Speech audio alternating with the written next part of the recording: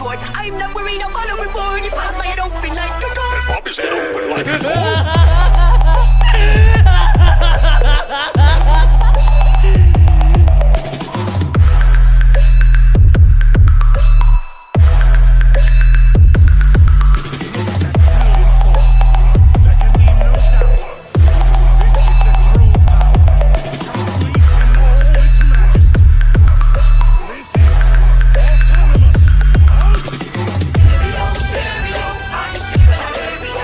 इस एपिसोड की स्टार्टिंग में हम देखते हैं यहाँ पर दोनों ही जेनो बैटलफील्ड में कूद पड़ते हैं।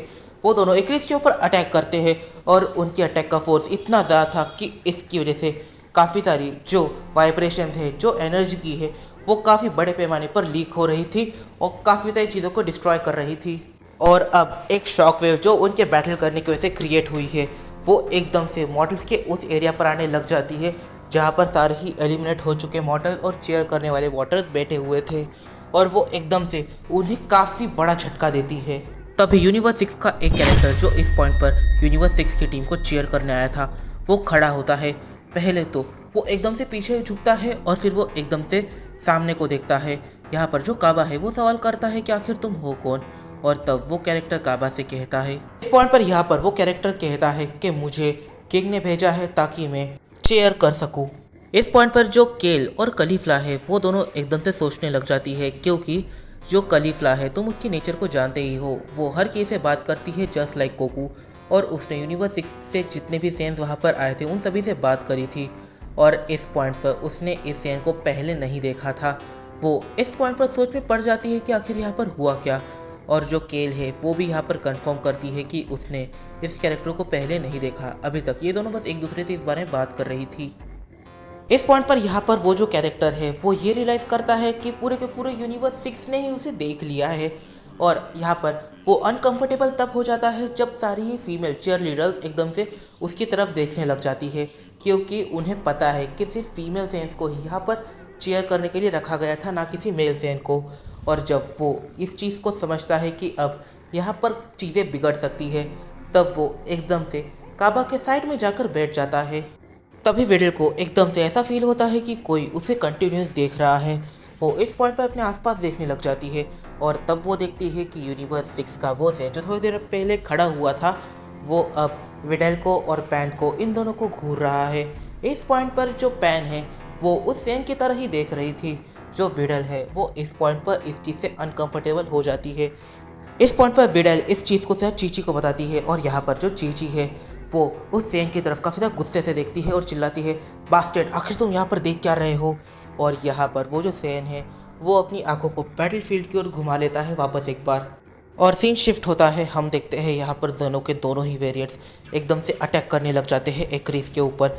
एक्रिस को इस पॉइंट पर उनके अटैक से ज़्यादा फर्क नहीं पड़ रहा था, वो उन दोनों के ही अटैक्स को काफ़ी ईजिली ब्लॉक कर पा रहा था। पहले तो बैटल में उसे प्रॉब्लम होती है, बट फिर वो इन अटैक्स को अडेप्ट करना स्टार्ट कर देता है। और इस पॉइंट पर जो जेनो है वो एक्रिस से कहता है, डीमन मैं नहीं जानता कि आखिर हम दोनों कहाँ पर मिले हैं, पर एक चीज़ कंफर्म है कि मैं तुम्हारी एनर्जी की को पहले एक बार ही सेंस कर चुका हूँ, आखिर कौन हो तुम। इस पॉइंट पर जो एक्रिस है वो कहता है, मैं एक्रिस हूँ, मैं तुम्हारा एक टाइम पहले फ्रेंड भी था और मैं अब भी तुम्हारा फ्रेंड हूँ, तो प्लीज़ यहाँ पर जितनी भी चीज़ें चल रही है उसे कंट्रोल करो और जाकर अपने थ्रोन पर बैठ जाओ।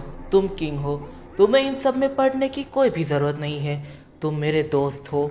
इस पॉइंट पर जेनो कहता है, तुम एक्रिस नहीं हो सकते, क्योंकि एक्रिस ये इतना प्योर हार्टेड है कि जब मैं यूनिवर्सेस को इरेज कर रहा था तब इसमें उसकी कोई भी गलती नहीं थी, पर फिर भी वो काफ़ी ज़्यादा गिल्टी फील कर रहा था। वो काफ़ी बार सुसाइड अटेम्प्ट कर चुका है बैटल के दौरान, ताकि उसके फैमिली मेम्बर्स और उसके फ्रेंड्स इस टूर्नामेंट को जल्द से जल्द जीत जाए और वो लोग बाकी यूनिवर्सेस को वापस एक बार रिवाइव कर दे। वो इस पॉइंट पर जानता है कि अगर उसके फैमिली मेम्बर्स ने यूनिवर्सेस को रिवाइव कर दिया तो फिर वो रिवाइव नहीं हो सकता। बैटलफील्ड में तुमने टोरिन को ऑलमोस्ट अधमरा कर छोड़ दिया है, उससे बड़ी बात तुमने एक ऐसे गॉड से बैटल लड़ने के बारे में सोचा जो अपने आप में एक स्ट्रॉन्गेस्ट गॉड है। ये एक रिस्क कर ही नहीं सकता और तुम अब एक ओमनी किंग का सामना कर रहे हो। एक रिस्क उसकी स्ट्रेंथ वो काफ़ी ज़्यादा कम है, ऊपर से वो एक प्योर हार्टेड कैरेक्टर है, ना कि कोई इविल डीमन। आखिर तुम हो कौन? इस पॉइंट पर एक्रिस इन दोनों ही जेनों से कहता है, आखिर तुम लोग बिलीव क्यों नहीं करते? मैं तुम लोगों का फ्रेंड हूँ और साथ ही में तुम लोगों को यहाँ से दूर चले जाना चाहिए, ये तुम्हारे लिए काफ़ी ज़्यादा अच्छा होगा। पर जेनो इस पॉइंट पर एक्रिस की बातों को मान ही नहीं रहे थे और जो एक्रिस है वो फिर एक बार मैड हो जाता है। वो कहता है, तो तुम लोगों ने अपने डिसीजंस को ले लिया है, अब बाद में जो भी होगा उसके लिए मैं जिम्मेदार नहीं रहूँगा। ये कहकर वो एकदम से इन दोनों पर पंचेस की एकदम से बौछार कर देता है। ये पंचेस इतने ज़्यादा डेंजरस थे कि खुद ओमनी किंग्स वो भी इन अटैक्स को डॉच नहीं कर पा रहे थे। वो पंचेस, वो किक्स, वो एनर्जी अटैक्स ये इतने ज़्यादा घातक थे कि ओमनी किंग के भी पसीने छूट रहे थे। तभी दोनों ही जेनोसामा एकदम से पावर अप करने लग जाते हैं। वो इस पॉइंट पर रियलाइज़ कर चुके हैं कि अगर वो इस पावर के साथ बैटल करेंगे तो फिर कोई भी फ़ायदा नहीं होगा। दोनों को ही अपनी 100% का यूज़ करना पड़ जाता है एक्रिस के खिलाफ। इस पॉइंट पर जो एक्रिस है वो सोच में पड़ जाता है कि अब उसे क्या करना चाहिए। एक्रिस ये डिसीजन लेता है कि वो एक डेंजर अटैक करेगा। अगर जेनो उस अटैक से बचने में कामयाब हो जाता है तो फिर वो जिंदा रहेगा, अगर वो उस अटैक के दौरान मर जाता है तो फिर वो खत्म है। और यहाँ पर जो एक्रिस है वो इस दाव को खेलता भी है। वो दोनों ही जेनोस के नेक के ऊपर काफ़ी ज़्यादा डेंजरस तरीके से अपने स्लैश से अटैक करता है। ये अटैक काफ़ी ज़्यादा डेंजरस थे। इन अटैक्स की वजह से उनकी डेथ बिल्कुल भी नहीं होती। इन अटैक्स की वजह से वो बेहोश हो जाते हैं पर मरते नहीं हैं। और इस पॉइंट पर एक्रिस जानता है कि ये थोड़े टाइम के लिए ही बेहोश हुए हैं, ये कभी भी होश में आ सकते हैं। पर एक्रिस इस पॉइंट पर इन्हें जान से नहीं मारना चाहता। वो एकदम से इन दोनों को ही उठाता है और थ्रोन की तरफ फेंक देता है। इस पॉइंट पर उसने सीरियसली दो ओमनी किंग्स को उनके थ्रोन के पास इतने ज़ोर से फेंका है कि वो लोग उस थ्रोन से जाकर टकराते हैं। पर हाँ, वो उस थ्रोन को नहीं तोड़ पाते। मतलब कि एक्रिस ने उन्हें ज़ोर से भी फेंका है पर आराम से फेंका है। इस पॉइंट पर इस वीडियो में काफ़ी ज़्यादा सवाल निकल के आते हैं। सबसे ज़्यादा सवाल तो यहाँ पर ये निकल के आता है, इस पॉइंट पर जो यूनिवर्स 6 का एक कैरेक्टर हमें देखने को मिला, यहाँ पर उसे कलीफ्ला, केल और काबा ये तीनों नहीं पहचान पाते। और जो बाकी फीमेल्स हैं जो वहाँ पर चेयर कर रही थी, क्या वो उसे जानती है या फिर वो बस कहीं से वहाँ पर आ गया है? और आखिर ये कैरेक्टर है कौन और इसे झटका क्यों लगा भाई? इस पॉइंट पर इस वीडियो में काफ़ी सारे सवाल निकल के आते हैं। तो इन सारे सवालों के जवाब हम जानेंगे अपने आने वाले कुछ वीडियोस में। तब तक के लिए बाय बाय। अगर तुम्हें ये वीडियो पसंद आई है तो प्लीज़ जाकर लाइक ज़रूर से कर देना, क्योंकि इसके क्रिएटर और मुझे तुम्हारे लाइक्स और कमेंट्स को देख के ही मोटिवेशन मिलती है। तो मिलते हैं अपनी अगली वीडियो में और मैंने इंस्टाग्राम का लिंक नीचे कमेंट सेक्शन में दिया हुआ है। तो मिलते हैं अपनी अगली वीडियो में, तब तक के लिए बाय बाय।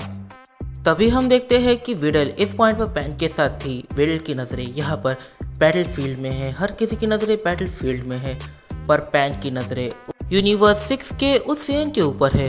इस पॉइंट पर वो उसे देखकर कभी स्माइल कर रही थी और कभी उसके पास जाने की जैसे कोशिश कर रही थी। और एकदम से वो चिल्लाने लगती है, ग्रैंडपा ग्रैंडपा। इस चीज़ की वजह से विडल एकदम से परेशान हो जाती है। तभी चीची एकदम से विडल से पैन को ले लेती है और कहती है, तुम्हारे ग्रैंडपा अभी बैटल कर रहे हैं माय डियर, तुम ज़रा देखो आखिर तुम्हारे ग्रैंडपा कहाँ पर है। और यहाँ पर जो चीची है वो काफ़ी ज़्यादा मुश्किल से पैन को चुप कराने में कामयाब हो जाती है।